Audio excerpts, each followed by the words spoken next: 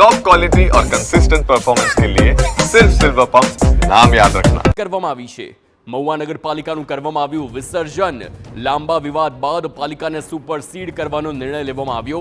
નગરપાલિકાના વહીવટનો charge deputy કલેક્ટરને સોંપાયો છે।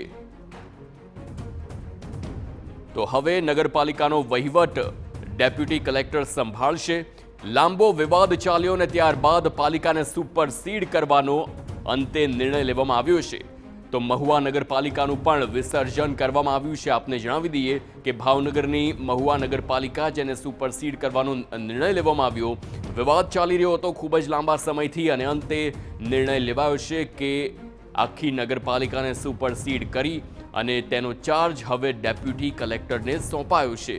તો ડેપ્યુટી કલેક્ટરને ચાર્જ સોંપાયા બાદ હવે તમામ જે નિર્ણયો છે તે હાલ પૂરતા ડેપ્યુટી કલેક્ટર જ લેશે અને સંચાલન પણ નગરપાલિકાનું કરશે।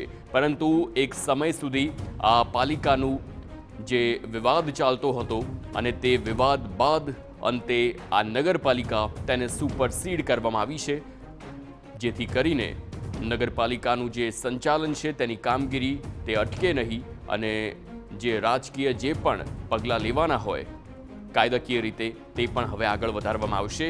પરંતુ સૌથી અગત્યની વાત એ છે કે મહુવા નગરપાલિકાને સુપરસીડ કરવામાં આવી છે અને પાલિકાનું જ વિસર્જન કરવામાં આવ્યું હોય તે પ્રકારની હાલ સ્થિતિ છે। એક લાંબો વિવાદ ચાલ્યો હતો। આ વિવાદ બાદ પાલિકાને સુપરસીડ કરવામાં આવી છે અને હવે આખી પાલિકામાં ડેપ્યુટી કલેક્ટરને ચાર્જ સોંપાયો છે। એટલે કે તમામ નિર્ણયો નગરપાલિકાના ડેપ્યુટી કલેક્ટર જ લેશે અને હવે તે જ પાલિકા સંભાળશે। તો ભાવનગરની વાત થઈ રહી છે મહુવા નગરપાલિકા જેને લઈને આ નિર્ણય લેવામાં આવ્યો છે।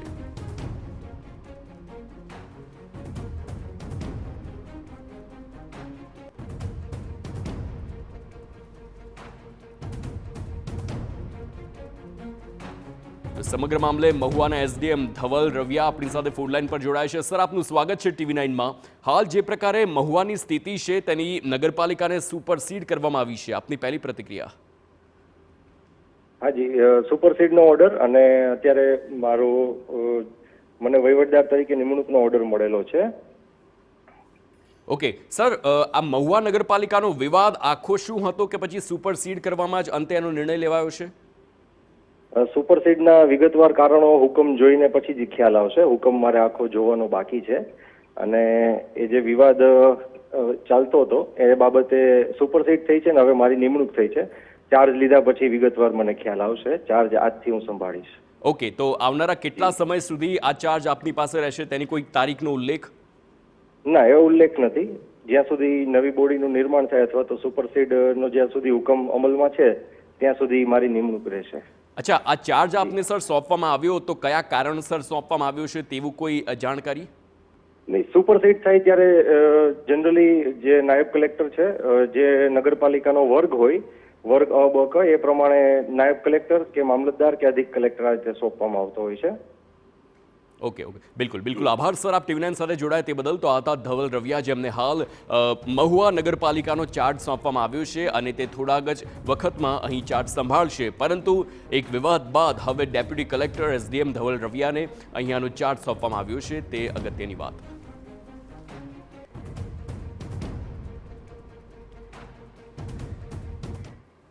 રાજકોટમાં નીટની પરીક્ષામાં માર્ક્સ વધારે